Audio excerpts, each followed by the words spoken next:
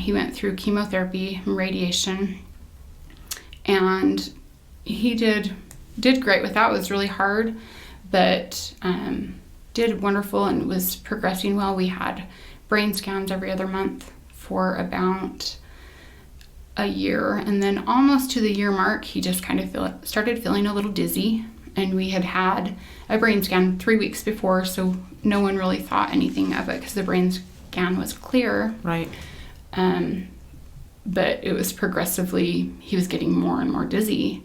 So they did another brain scan and found that the tumor in that short time had grown back and was all throughout his brain.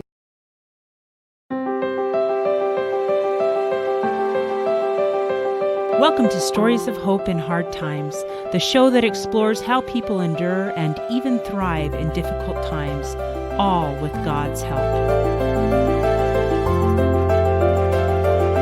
I'm your host, Tamara K. Anderson. Join me on a journey to find inspiring stories of hope and wisdom learned in life's hardest moments.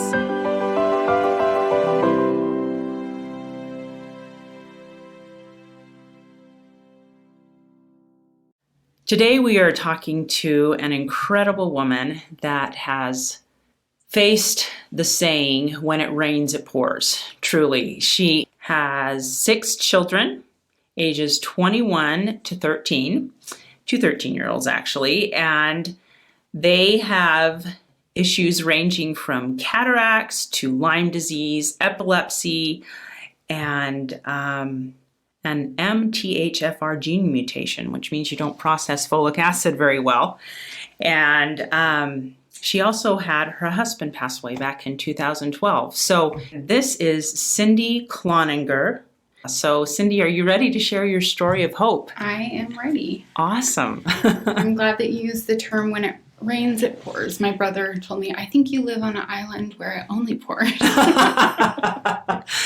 You know, after you sharing a little bit of your story with me, I completely agree. My goodness, you have been through the ringer. And so it's incredible to me that you have such optimism and faith when you have gone through so many things. Most people would say, okay, I'm done, you know, but you've just kept going and kept your faith in God. And that is incredible to me. So why don't we start why don't you set the stage for us and tell us maybe the beginning of your story and how this leads up to where we are today.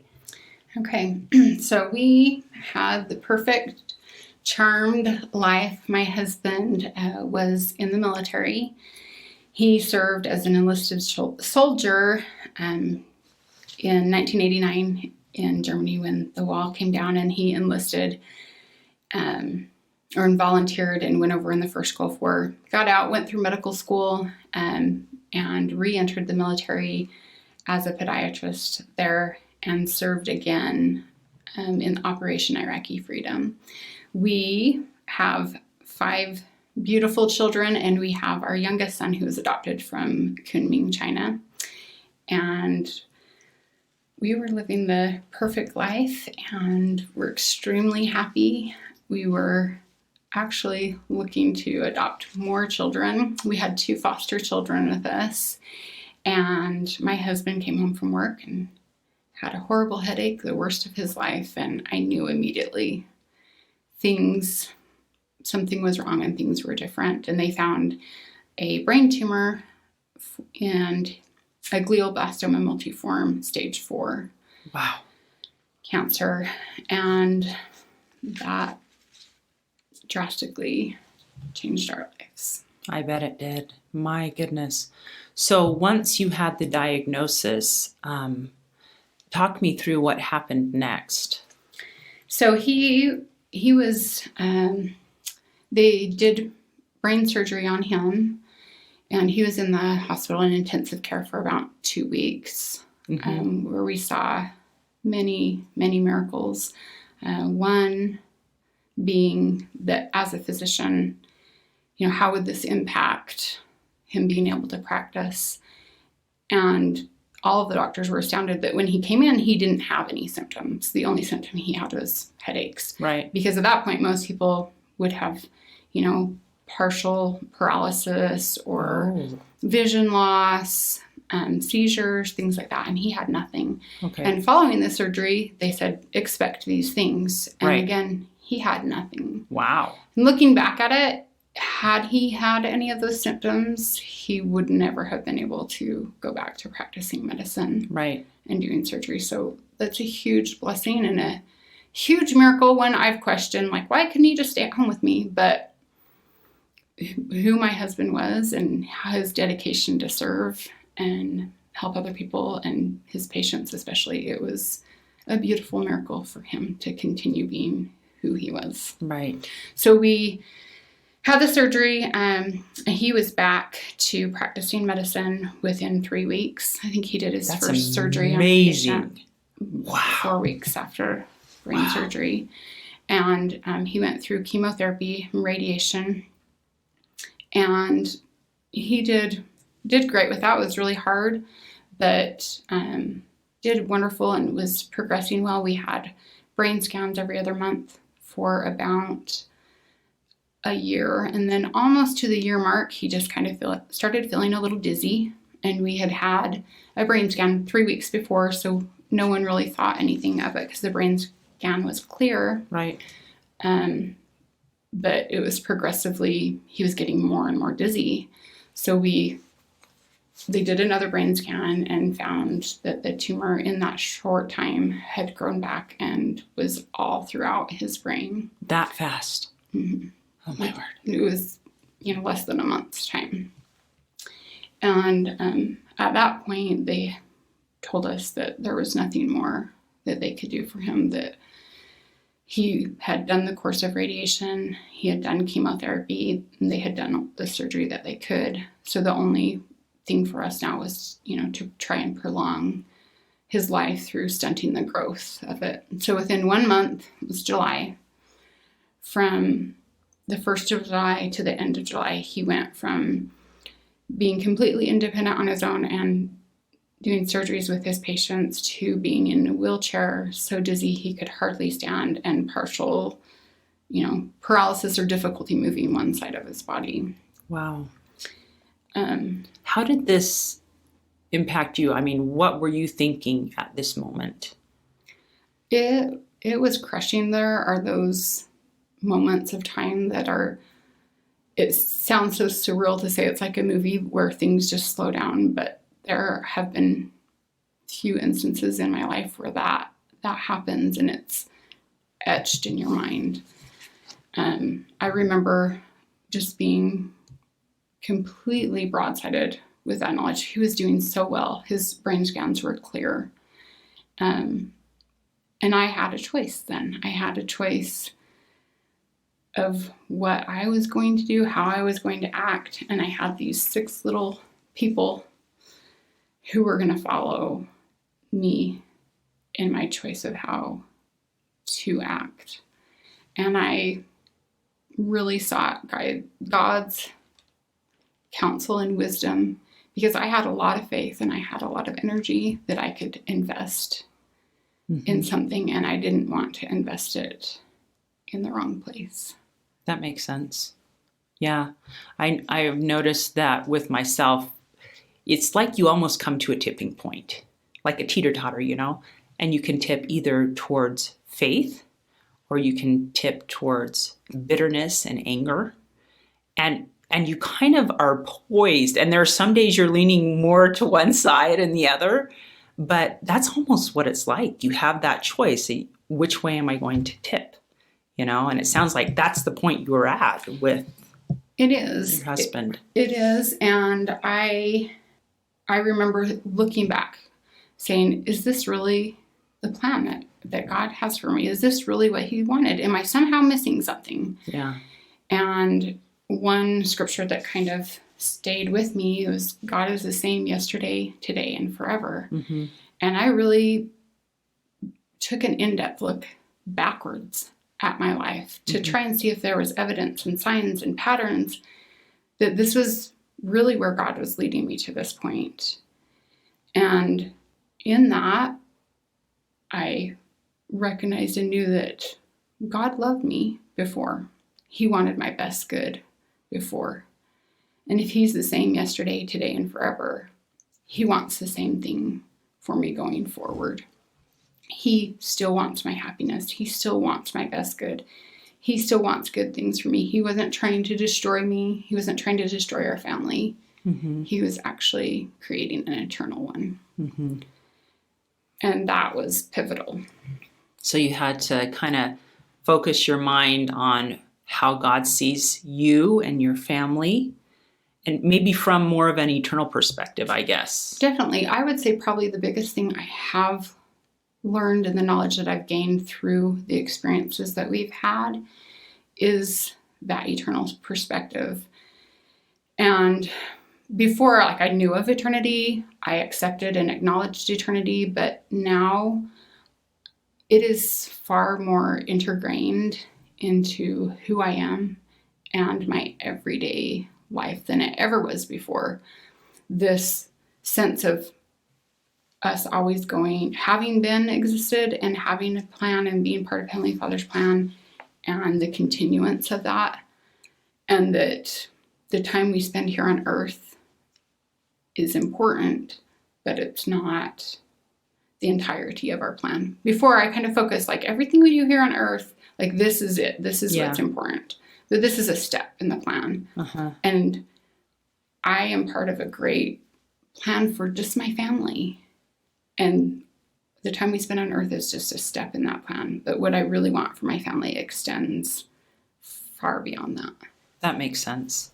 Because we do. We want to live with God again. And he wants that. But it's hard when our mortal brains can only process, I'm born and I live and then I die. And we can't see what happens after that because we're here in mortality. But having that faith and that hope that what God promises will happen, and that, so you had to kind of cling to that at this time and say, I really believe it's true. I really believe it's real. It is. It's a testing point of all the things you say you believe. Do you really believe them? Right.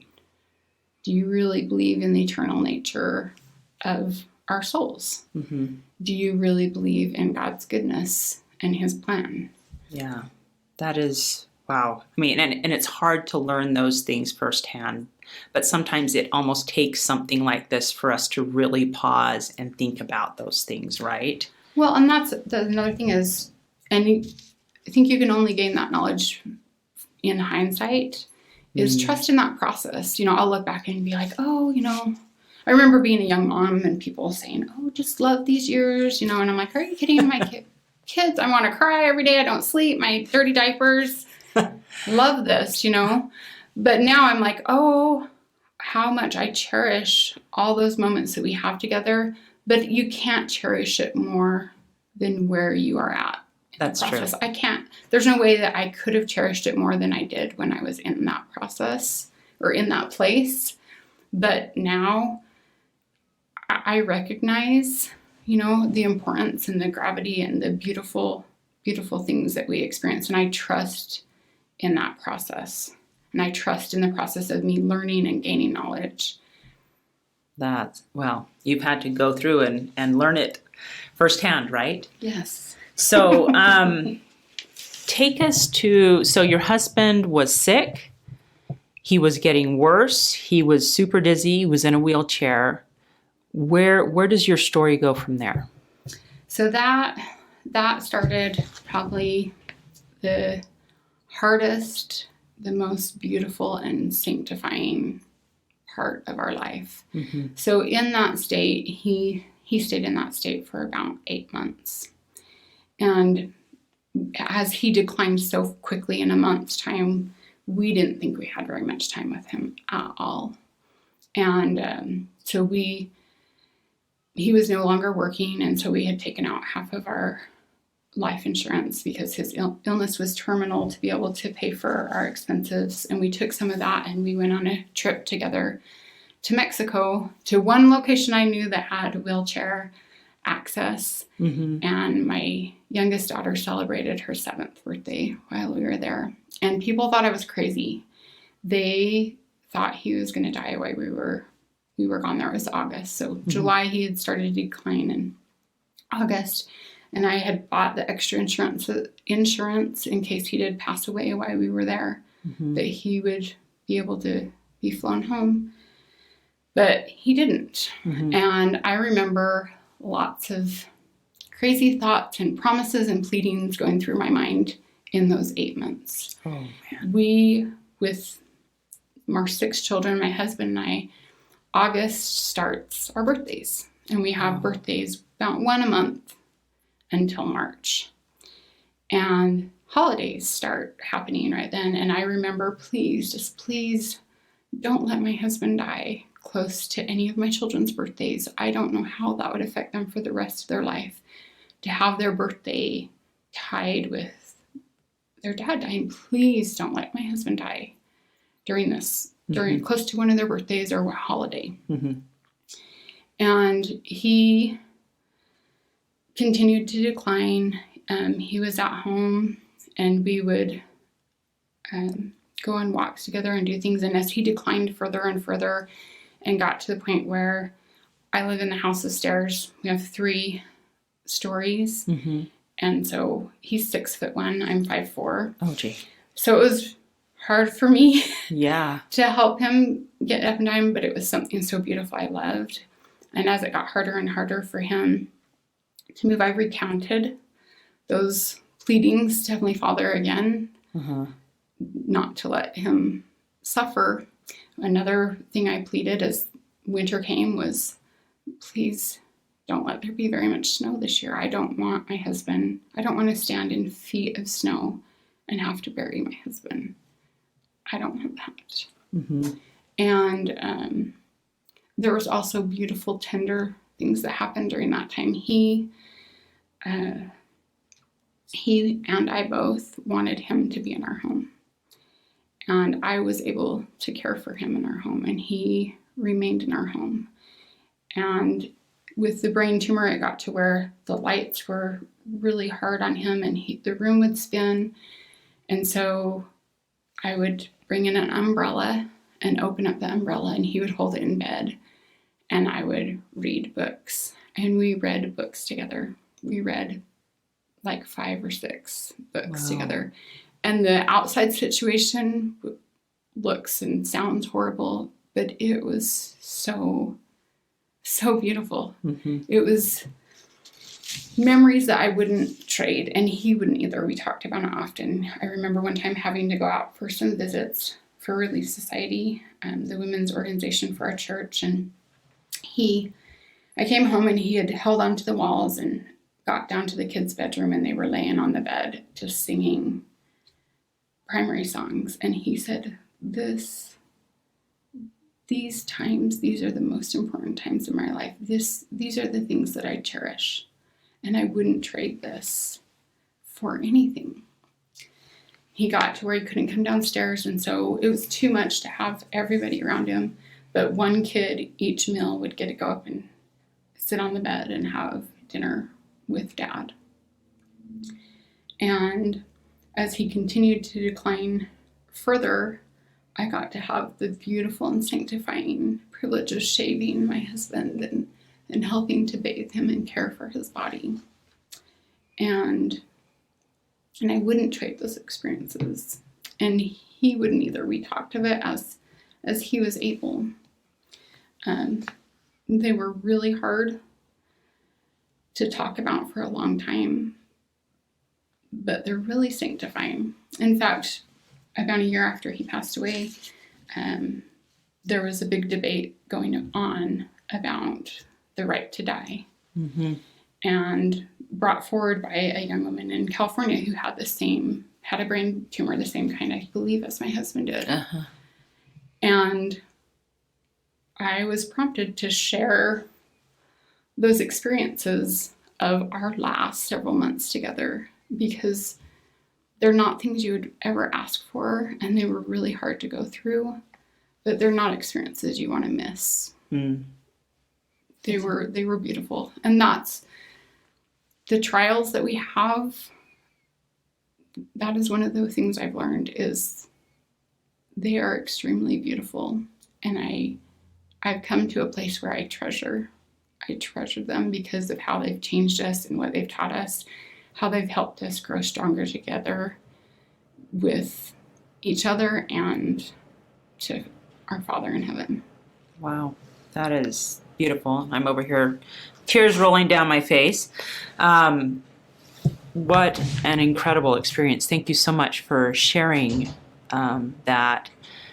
So your husband continues to be able to do less things, and that enables you to serve him. And you found through serving him that you found a joy and perhaps a refining Definitely part. refining.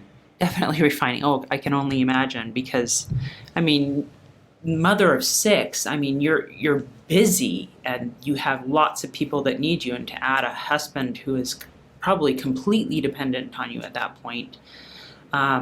Were you able to get any home health care or anything like that to come in towards the end, hospice care, or did you do everything yourself? We did.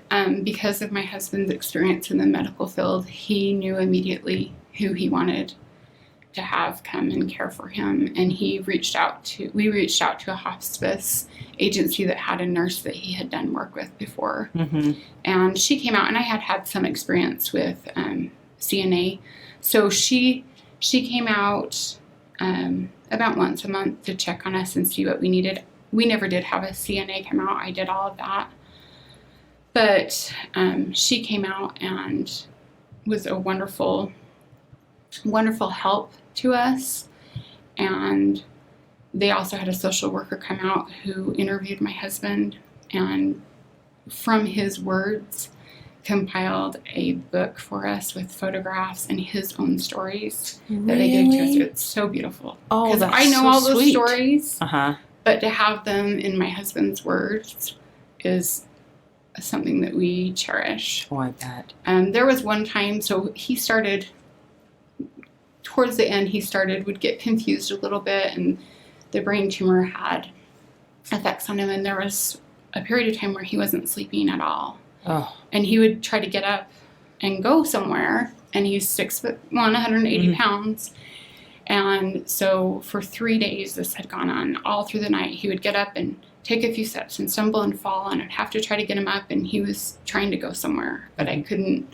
I would try to convince him to lay down. And so I had called the home health agency, and the nurse came out, and the doctor, who is our good friend, actually came out as well. And through this time, we were trying to decide what to do. They could see I was exhausted, and they knew John and I both wanted him to stay at home, but we had gone downstairs where he couldn't hear us and discussed the possibility of maybe some respite care where he could maybe go into a facility for a couple days and allow me to get some rest and then come back. And we went upstairs, and my husband tried to get up again and kept trying to get up. And he said, "I just don't want to leave my family. How could I leave my family?" And I knew it, and he was sobbing, and I knew at that point he wasn't thinking of where he had to go physically, but he knew he had to leave us in dying, and he was struggling with how could he leave his family. And so I asked him, I said, "Hey, do you want to stay with me?" And he said, "Yes, I never want to leave you." And I said, "You can stay with me. You can always stay with me." And he calmed right down, and he was able to rest. And the awesome home health company had a nurse stay around the clock with me for the next 2 days so that I could get some sleep. And there was a few other times like that where he was just agitated, and I couldn't get him to settle, and he was too large physically for me to help him. And I was like, how can I do this? How can I do this? And I had a memory brought back to my mind of when our children were just babies, our oldest ones. And they would wake in the middle of the night, and I would stumble into their rooms. We had the baby monitors hooked up, and I would sing Baby Mine from Dumbo, and Stay Awake from Mary Poppins, and For My Turn on Earth, the Angel Lullaby. And I would sing it to him, and then I would stagger back into our room and climb in bed, and my husband would lean over and say, "When I'm old and I can't remember who I am, will you sing to me?" And I would think in my mind, "What?" And he would say, "Just hearing your voice sing calms me." And I would think, I don't know how anybody's midnight singing could be calming, but I would say, yes, I will. And almost every time I sang to our babies, he would say that to me. And so I had this memory brought back to me. And so I started singing the lullabies to my husband. And he would just, his body would still, and he would just get really, really quiet.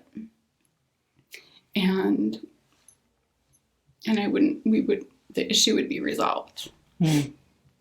So music helped. It did. And music that's one of those things I love. There's those miracles in hindsight. Uh-huh. The things that I can look back and see were patterns or remembrances that were for this moment. My husband had asked his whole life for me to sing to him when he couldn't remember. And that was brought back to my remembrance, and I was able to do that for him.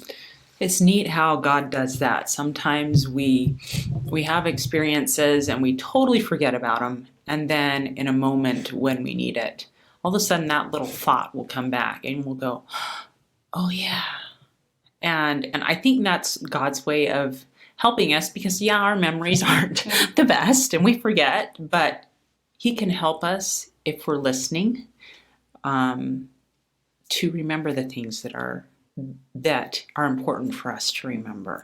And he does it for no other reason than just solely that he loves us. Yeah. One of the most significant things that happened like that was with my oldest son, he was 15 when my husband passed away. But for probably 3, maybe 4 years prior to my husband even getting sick, Uh-huh. he started asking a question to us. We live kind of far from town, so on our trips to town or just whenever, he started asking us, "Hey, what's February 20th? And we're like, "Well, we don't know anything." He's like, "Well, is somebody born? Is it somebody's birthday on February 20th? And I'm like, "No, your brother was born earlier in February, but nothing on February 20th. And he'd be like, "Okay," and Now, was this your husband asking my the question? son. Your son was My asking son. the So question. he's probably about 12 at this time. And he just repeatedly throughout the years would ask and would be like, "Well, did I get baptized on February 20th? No. Did Dad get deployed? Is that when Dad went to Iraq? Did he leave on February 20th? I just feel like there's something really important about February 20th. And we would just, no. How about, did something in the world? Like, is there like a world event that happened? And he just kept asking us repeatedly. And it got to the point where I was like, no, almost frustrated. But I remember one time I was about ready to snap at him, and we're in the car and my husband's like, "Nobody, there's nothing that we know. Nobody's birthdays. No, I didn't get home from Iraq or deploy. There's nothing that we know that happened on February 20th. And he would say, "Oh, okay. I just really feel like there's something important happened on February 20th. And this went on for years, and then we all kind of forgot about it. And the week my husband passed away, my son, who's then 15, he and I were driving, and he just gasped, and he looked over at me and said, "Mom, I know what February 20th is. And February 20th is the day that my husband passed away. And this is just a tender mercy for our family. Mm-hmm. There's no other reason for God to have instilled this in my son and to give this gift to our family for any other reason than to let us know he loves us, he has us in his hands, and that this is his plan all along." My husband died when he was supposed to die. And God knew years before the time when that day would be. And he comforted us by implementing this little miracle throughout the years into our life. Wow. That is very sweet. So thankful. I hope you've written this down because that's an amazing story. And it probably helped your son a little bit with the grieving process, because he was only 15. That's a hard age, period, you know. But speaking of your children, how did they handle your husband's illness and death? How did that go? You said you had chosen to be okay with it and to, you know, kind of tip towards faith, but how did your children handle it? Well, and so my children, at the time my husband passed away, I had a 15-year-old, a 13-year-old, and 11, I think, a son that had just turned 8, and 7-year-old and 6-year-old. Maybe he just turned 7. But I felt that huge responsibility, that weight of my kids were going to look to me and they were going to follow me wherever I chose to put my faith.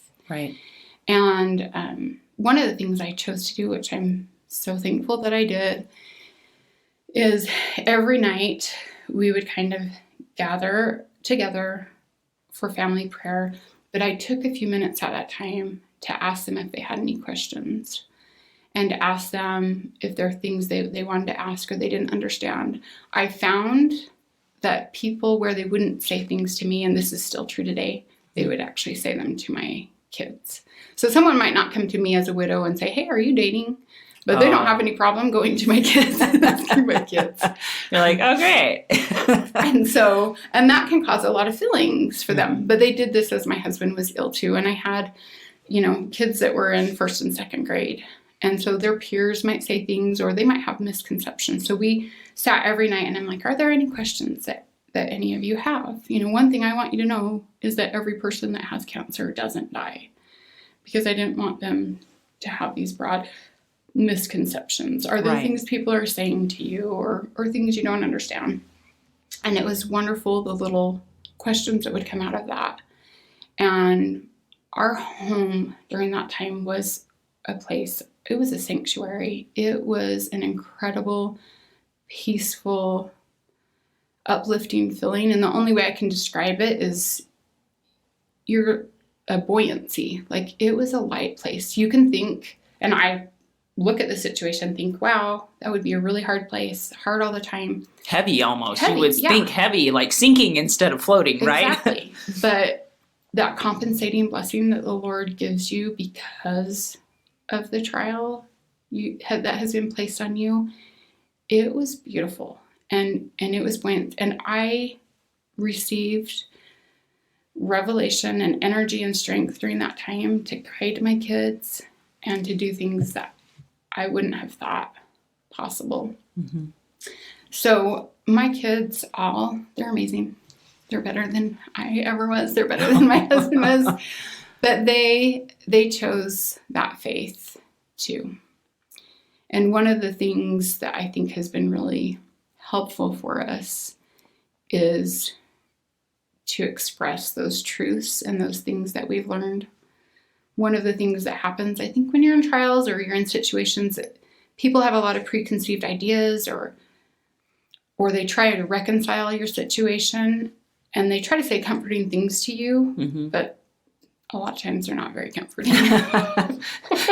Because we have not gone through the same thing. Like, hang in there. I didn't know there was another choice. Oh, you got this because you were stronger. I think my brother made an accident of saying that to me one time, and I was like, that is the stupidest thing I've ever heard. It doesn't comfort anyone. I remember learning the same thing. I remember we lived in the South when my kids were diagnosed with autism, and one of the favorite phrases down there is, God doesn't give you more than you can handle.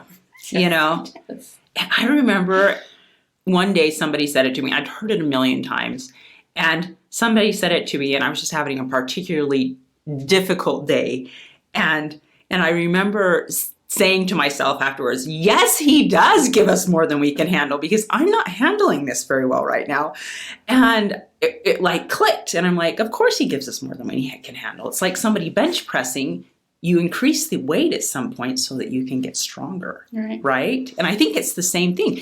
He's going to give us more than we can handle all by ourselves, but he doesn't give us more than we can handle with his help. Right. And it goes right along with Paul's statement that when I'm weak, then I'm strong. It's only when I can recognize I can't handle it on my own. I do not have the skills or capacity. But then I look to the strongest, most powerful, loving source that there is, and that is my Savior, Jesus Christ. Mm-hmm. And with his help, I can handle it. But first, I have to realize I'm lower than the dust of the earth. Yeah, right? I know. That led, when I was going through my trials, I found the scripture in Philippians chapter 4, verse 13, and it says, I can do all things through Christ which strengtheneth me. And there were days when I would like repeat that over and over and over in my mind, because I was like so full of anxiety and panic. Just kind of like a reminder, constant, you can do this, Tamara. Just lean on God. You can do this. And it's interesting that we each learn that lesson at some point, that we feel so weak. We cannot do it on our own. And so we have to lean on God, right? Well, and getting all those misconceptions that we've gathered, all those untruths, I know. and then, disputing them. And that happens to me every day. I think sometimes I mistakenly think I'm the parent of my children. And my husband will step in and be like, wait. I got this. Remember, I'm still here. I'm still their father. I'm still your husband. And he takes care of things. And I remember, oh yeah, I'm not the only parent that my children have. So do you feel that even though he is gone, that he is still with you? 100%. One of the phrases and truths that I have taken is that he's gone but not taken. God took him from us physically. He's gone, but he has not taken him from us at all, ever. One particular time that really stands out was I had been up for several nights with 3 sick kids, and I was just exhausted.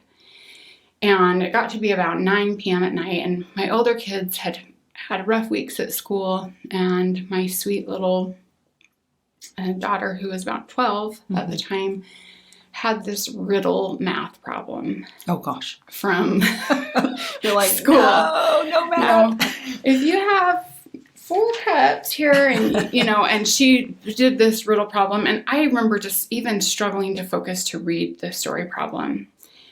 And I was like, are you kidding me? And I'm like, look to my oldest son, Austin. I'm like, Austin, can you help her? And he's like, my brain is mush. I can't even help. So I looked at my sweet little daughter and I said, just go to school tomorrow and tell your teacher everyone in your family is too stupid to help you. And I promise that he will help you. Knowing that her teacher would, but she strives for excellence and she wants to do her best in everything, and she burst into tears. Oh, bless her.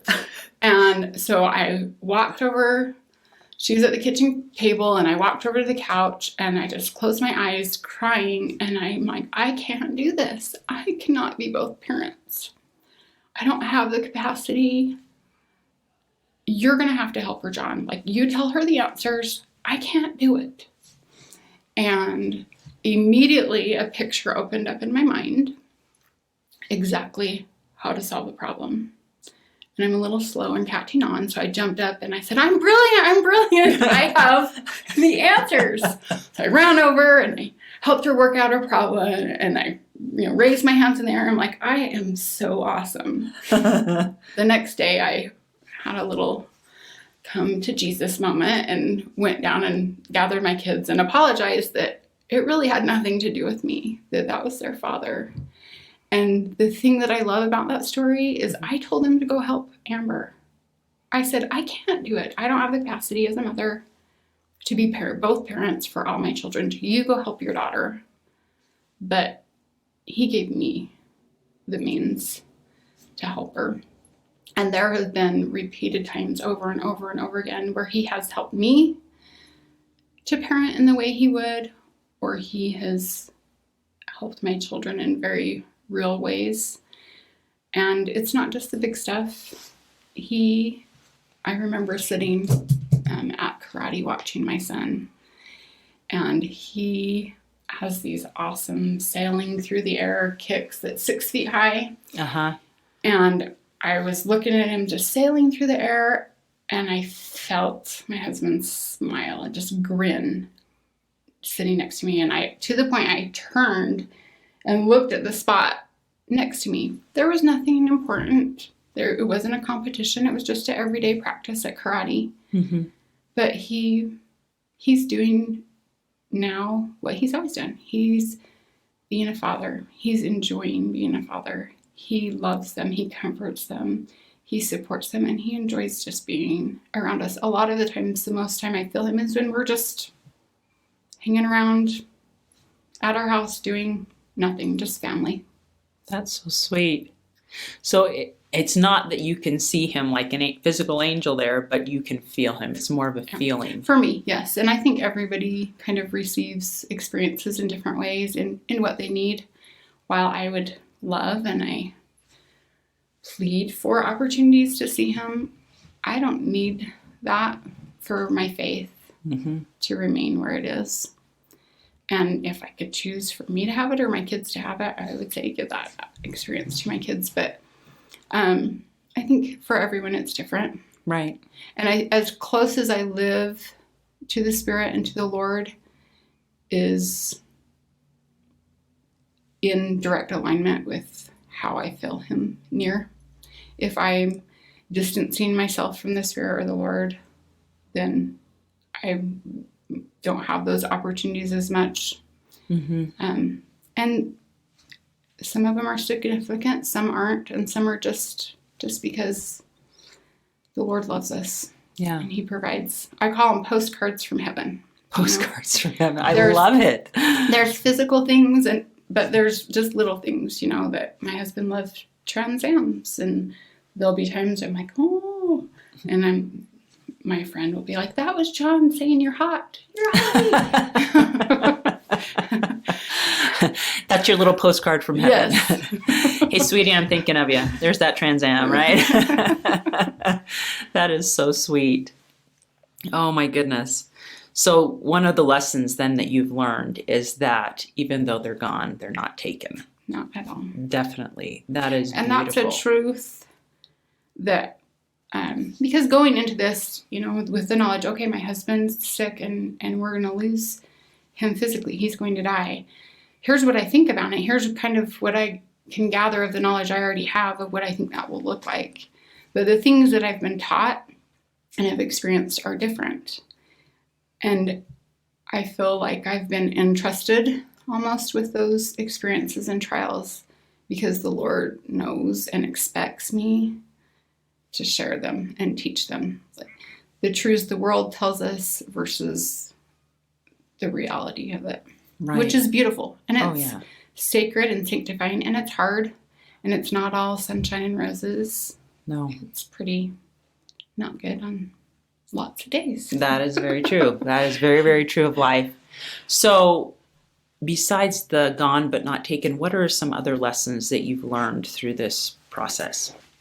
I started collecting these truths through his illness, and especially right after his death. I would work myself up. I felt like I'd wake up in the morning feeling really heavy and just overwhelmed, and I would build myself up all day long, and then I would go to sleep and wake up in the morning and be started right back where I was. And so I was like, how can I sustain this? I can't. I have to keep building. I can't keep starting over morning after morning. And so I started just keeping notebooks everywhere and writing down truths. And they were my truths, little things that touched me, just like a little phrase or a line from a song or something someone would say to me. Now, would you write it throughout the day or just whenever the inspiration struck? Whenever the inspiration struck. I have notebooks in my car, in my purse, on my bedside table, and I just kind of call them my life mantras, and one of them is, God's not destroying my family, he's creating an eternal one. And despite the forecast, I can live like it's spring. Like that has a lot of meaning for me. In springtime, it's that renewal that's overcoming death. And it is a rebirth, and it's a focus and a symbol of our Savior. And for me, that has significant meaning in my life. We have trials to pass through, but That's kind of the winter, right? yeah, my hope is not life. Like, my hope is in the spring. My hope is eternal. My hope is founded in the truth that while things might look, bleak, they really aren't. My husband's had died, but he's not taken from us. He's still just as much a part of our life as he ever was, and in a lot of ways even more, because he's not tied up with the things of mortality and work and things like that. Right. Our family is eternal, and our family is united, and we're strengthened, and we're upheld, and the things that I thought would tear me down aren't tearing me down. They're actually giving me traction and helping me move towards another one. So a lot of statements come about trials and death, get over it, move on. Mm-hmm. But the thing that has really resonated with me is moving toward that. John and I in life had our goal and our focus and our direction, where we wanted our lives to go, our family to go, and where we wanted to ultimately end up. Mm-hmm. And none of that has changed. And I'm not moving on. I'm not moving forward. I'm not getting over it. Mm-hmm. I'm moving toward. I'm doing what I always have done. That because this huge trial and this shift has happened in our life, but really nothing has changed. The essence of who we are and what we're working for hasn't changed. I'm moving towards this. So you're moving toward Him. Living with God and your family again. Yes. So just keep that in mind. It's moving towards that. And that helps me on my worst days. I don't track time. People will say, how long has it been? How this? I intentionally don't keep track of time. Mm-hmm. If I happen to stumble upon it, I look at it differently. I'm 6 years closer to my husband. Mm-hmm. I haven't been apart from him for 6 years. I'm 6 years closer to him. That is a really smart way of looking at it. You're 6 years closer to seeing them again. Which is why I love love that. my gray hair. Hey, it does. It shows the passing of time, and it shows that we've earned every single one of them. So I'm with you there. I'm embracing my gray. Now, I remember when we were first talking, you talked to me a little bit about how there was so much happening that it was almost overwhelming for you, and you would put some stuff in folders in your mind. Could you explain that process to me? Yeah. Because that's kind of stuck with me. Yes. So when my husband got sick and passed away, I was in the misconception that if you have one trial, you have one and done, you're done. Yes. We wish it was that easy. You get a free pass for the rest of your life. But that's not.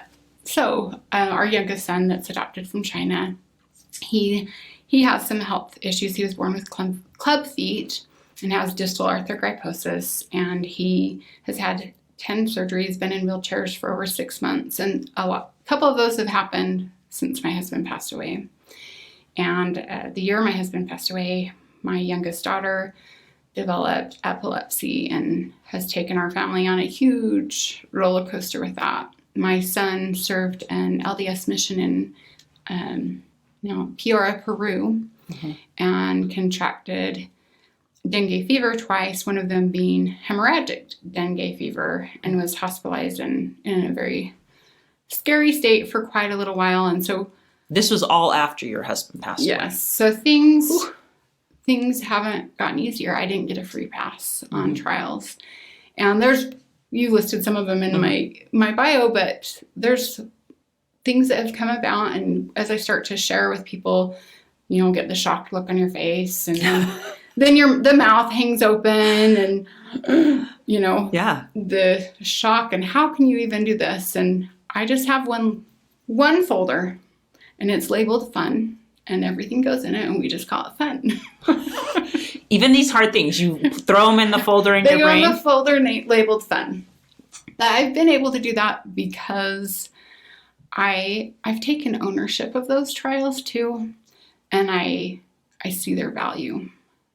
they're not things I would ask for, but they're not things I would trade either. So in your trials, you've chosen to find the little, I don't know what you would call them, sunbursts, I guess, maybe from heaven. This is hard, but look at these experiences. Look at these experiences that you're having with this child because of it. You're spending more time with them, even though it's hard and they might be having seizures or something like that. I'm sure I can't even imagine how hard that would be, but you're able to find those little nuggets or sunbursts within those trials. In the refiner's fire, you want all of the unimportant things burned out of your life. You want the dross burned out. And when significant trials happen in your life, it really quickly becomes apparent what's important and what you focus on, and nothing else really matters, and you have that clarity. My older son gave me an analogy that I have clung on to, and he says, look at a mountaintop, like a really steep mountain, and what do you notice about it? And he's like, you see all the trees and the green, and especially this time of year in the spring, another reason I love spring, it's really green and it's beautiful, but you get about a third of the way from the top and it changes. There's not green. You don't see trees, that top third of the mountain.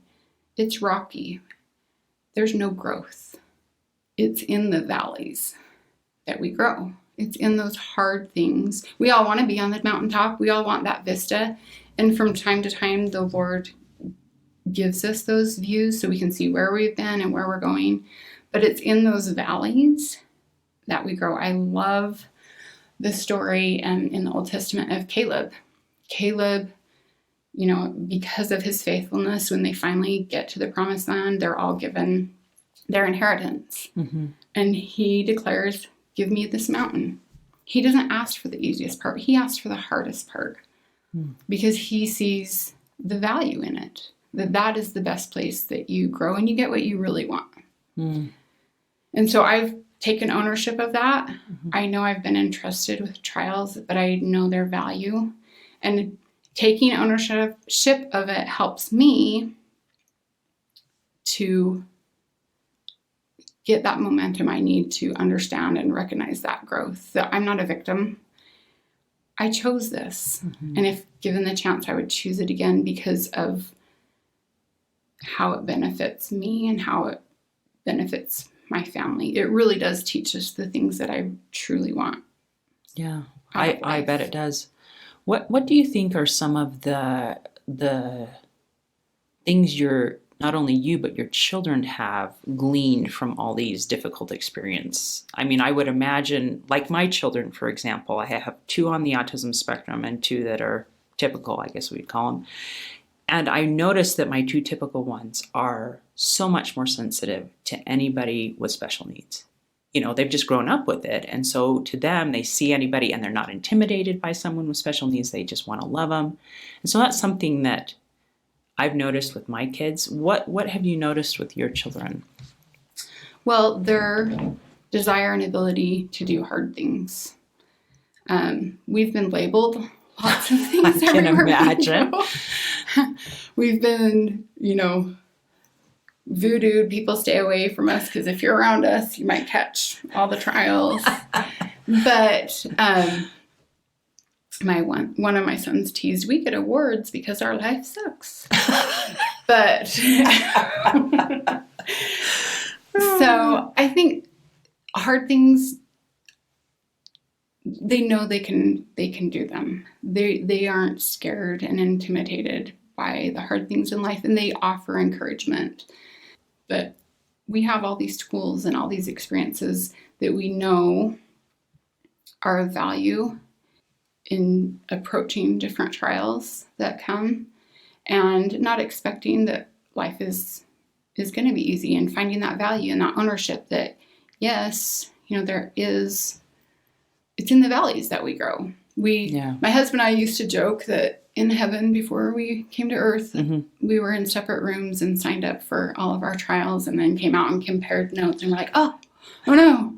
And then one of my older daughters was like, and all of us kids were in separate rooms and signed up. And then we all came out and compared notes. Oh, that's funny. Oh, we're going to have our hands full down there on Earth, right? That's funny. That's really, really cute. But they have compassion, and the biggest thing that I can teach them, that I think any parent wants to teach, you're not always going to be around, but what source you go to find the answers. And they know that. They know that it's not on their own strength that they can do things, but it's through the Savior and strength in the Lord that they can do hard things. And you do want your kids to know that, because that's the only way you get through. Yeah. Or it's the only way I've gotten through, right? And a good sense of humor. We joke about it all the time, and we have fun. You just because hard things happen to you and really sad things happen, one emotion doesn't govern your life. We can laugh, and we have lots of fun, and we have lots of tears, and we have lots of hard times, but... Wow. So what advice would you give to someone who's experiencing that maybe is in that growing part of heading into the valley of their life? They're experiencing like a super, super hard thing right now. What nuggets of advice would you give to someone who's going through a hard time?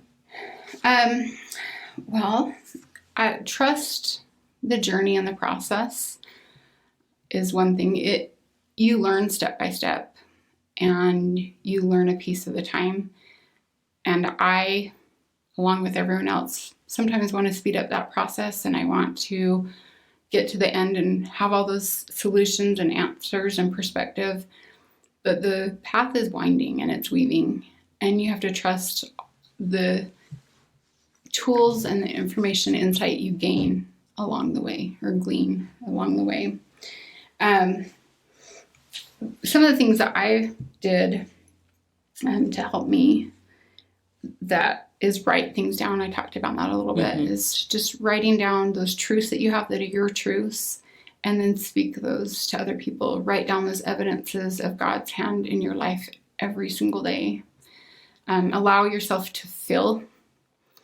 I gave myself permission to kind of feel, but not get stuck in my feelings. I put process in place. I told myself, even on my worst day, I can go outside for 15 minutes. And I force myself to do that because I don't want to get stuck in a feeling. But I allow myself to feel, and I don't feel bad about that. If I cry, have an ugly cry at the grocery store, which I do a lot, then that's okay. If I'm tired or too tired to do this, it's okay. I'm okay with that. And then for me, I'm in the valley, but I do need that escape from the valley and that view from the mountaintops. And for me, that is getting to the temple. And for others, that might be meditation or prayer or some other things, but find that source where you come back and you come out of it rested and renewed and strengthened, and you've kind of gotten out of the valley for a minute, you've gotten to the mountaintop, and you've looked back and been like, oh yeah, I can see where this path is taking me. And you can look forward through the peaks of the mountains and say, yep, that's my course, that's my direction. There's purpose in me climbing up this mountain. And that gives me that renewed strength and perspective to kind of keep moving forward. And for me, I need it weekly. Yeah, I bet you do. And sleep. I'll stay up too late and then sob my eyes out. I don't know why I'm having such a hard time.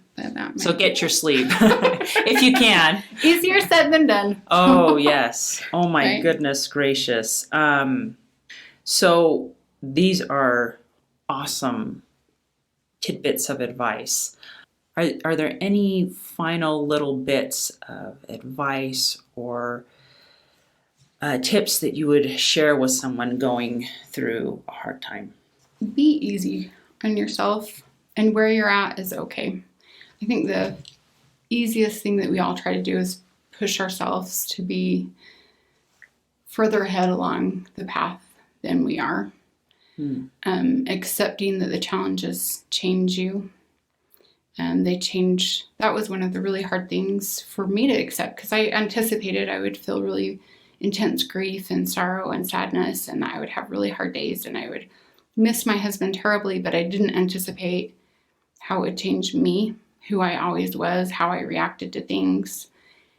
And that was a hard thing. And accepting that I'm a different person now. I'm not as good with words as I used to be. My memory is gone. I don't have the stamina that I used to have. I get really tired. Mm-hmm. I can't, whip up a dinner for a family of 9 in 30 minutes. I really have to think about it.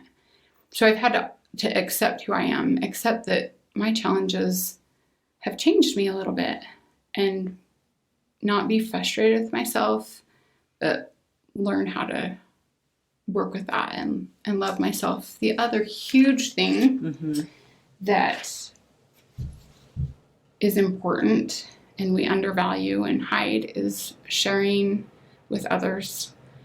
I love just the fact that God sent us to earth not alone, but together. And the reason he did it is because as we share our weaknesses and our struggles with each other, we help and strengthen each other. The way that I've been able to make my path is by looking ahead on the path and seeing the light of others that are further along on the path. They got that far. If I can get that far, I can make it. This is how they overcame this obstacle, or this is how they navigated that well. I gained strength from that.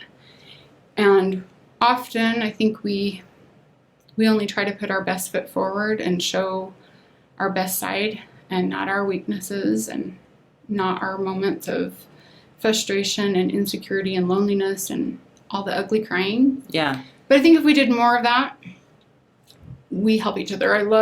The geese and ducks fly in a V formation. And what they do is the one who is facing the hardest obstacle, the headwind, is at the front. And then further back are the ones who are ill or broken or older, and they aren't facing the headwind. But what they are doing is they honk. And they honk as encouragement to the one who's facing the headwind. And I love that lesson. All of us at different times are ill and broken and mended, and we need help and we need encouragement. And at times we're out in the front. We're facing the strongest headwind. But what keeps them going are the ones at the back who are honking and offering that encouragement to them along the way. And I need other people. I need their wisdom. I need their experiences and stories and their strength and their insight. That is awesome.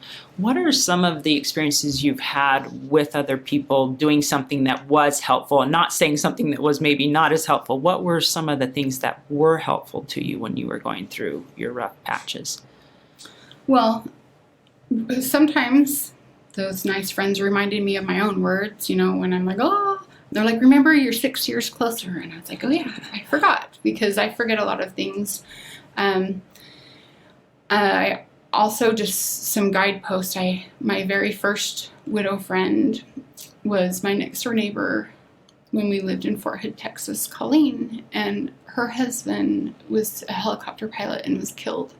And just a few short months after he passed away, she uttered the words, I want to live my life every day so that if he ever walked back through our front door, he would recognize the family that he left.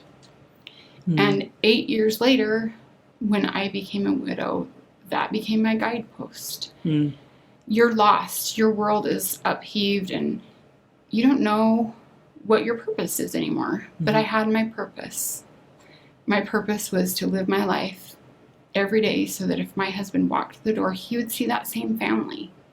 I had a guidepost. There's countless experiences like that I've had to anchor my faith in, and to be able to look forward with hope. Just a few more steps. Mm-hmm. Actually, on my phone, my screensaver says succeed today.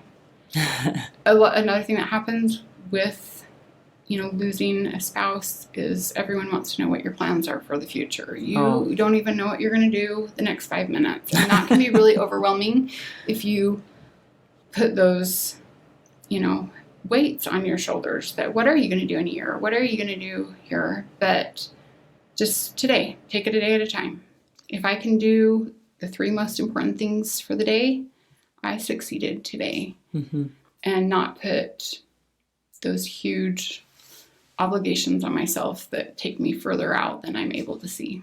Yeah. So just take it day at a time. Yes. That is huge. Or sometimes a minute. And if you're a friend, don't ask what's 5 years down the road or 10 years down the road. Just say, how you doing today?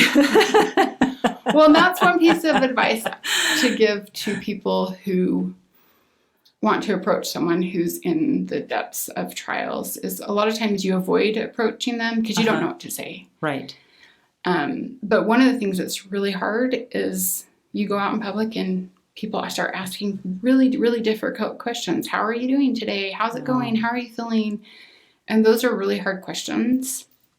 So turn those into statements. Instead of asking, how is it going? How are you doing?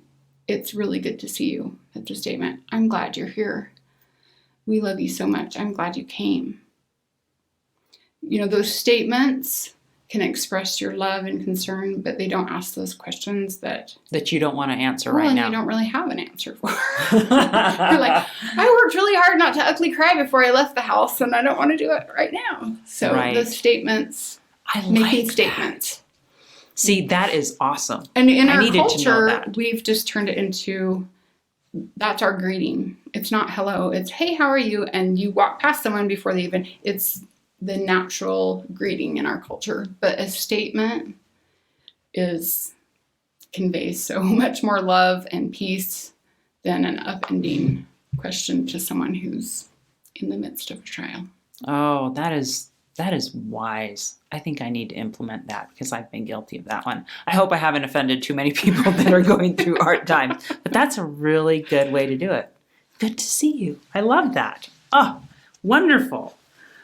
Wow. Well, you have just blessed us with all of your wisdom today, and I am just so thankful that you took the time out of your busy schedule with all these cute kids of yours to share with us just tidbits of wisdom that mean so much. They're worth their weight in gold.